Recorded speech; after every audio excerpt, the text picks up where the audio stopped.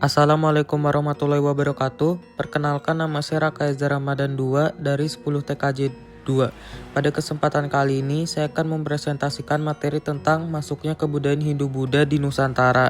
Baik, saya akan mulai dengan latar belakang masuknya agama Hindu-Buddha ke Nusantara. Sebelum agama ini masuk, Nusantara sebenarnya sudah memiliki hubungan erat dengan India, terutama dalam bidang perdagangan.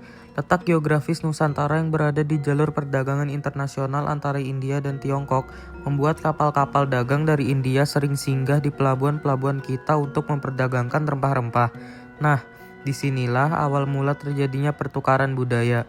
Para pedagang India tidak hanya membawa barang dagangan, tetapi juga membawa ajaran agama dan kepercayaan mereka. Jalur laut melalui Selat Malaka dan Laut Jawa menjadi jalur utama masuknya pengaruh India, dengan pelabuhan-pelabuhan penting seperti Barus di Sumatera dan pelabuhan-pelabuhan di Jawa sebagai pintu masuknya budaya Hindu-Buddha. Teori-teori masuknya Hindu-Buddha ke Nusantara. Ada 4 teori yang menjelaskan bagaimana agama Hindu-Buddha masuk ke Nusantara. Pertama, teori Brahmana. Teori ini menyatakan bahwa agama masuk dibawa oleh para pendeta atau petapa India yang datang ke Nusantara dengan tujuan menyebarkan ajaran agama secara damai. Kedua, teori kesatria. Menurut teori ini, agama masuk melalui penaklukan atau invasi oleh bangsa India yang ingin menguasai wilayah Nusantara. Ketiga, teori Vaishya. Teori ini menjelaskan bahwa agama masuk bersamaan dengan aktivitas perdagangan. Para pedagang India yang menetap di Nusantara membawa ajaran Hindu-Buddha. Keempat, teori arus balik. Teori ini berbeda dengan yang lain. Menurut teori arus balik, masyarakat Nusantara sendiri yang pergi ke India untuk belajar, kemudian pulang ke tanah air dan menyebarkan ajaran yang telah mereka pelajari. Dari keempat teori ini, yang paling banyak diterima oleh para ahli sejarah adalah teori Vaishya, karena memang perdagangan adalah jalur yang paling logis dan banyak bukti sejarahnya. Tahapan penyebaran Hindu-Buddha. Proses ini terjadi secara bertahap. Pertama, masuknya para pedagang dan pendeta India yang membawa kitab suci serta ajaran agama. Para pendeta atau Brahmana mulai menyebarkan ajaran kepada masyarakat lokal.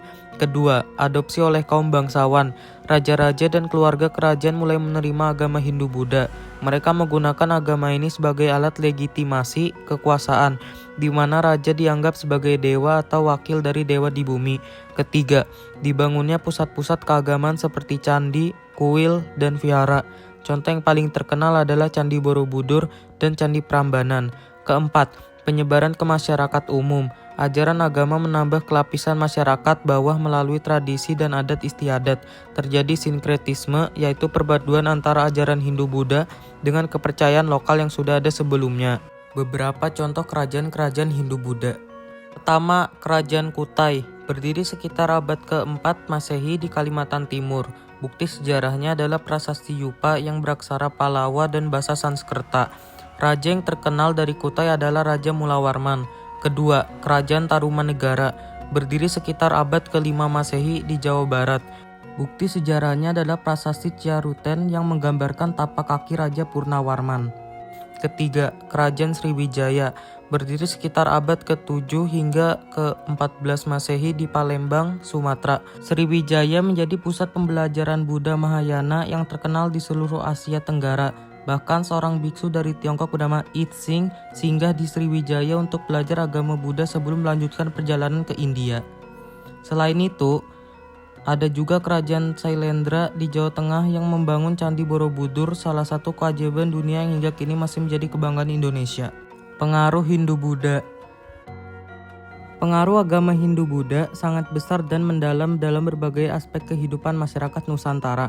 Dalam bidang agama, masuknya konsep Trimurti yaitu Brahma, Wisnu, dan Siwa, serta konsep reinkarnasi dan nirwana. Dalam bidang pemerintahan, terbentuknya sistem kerajaan atau kedatuan, istana sebagai pusat pemerintahan dan hierarki sosial yang terstruktur. Dalam bidang seni, dibangunnya candi-candi megah dengan arsitektur tinggi seperti Borobudur dan Prambanan.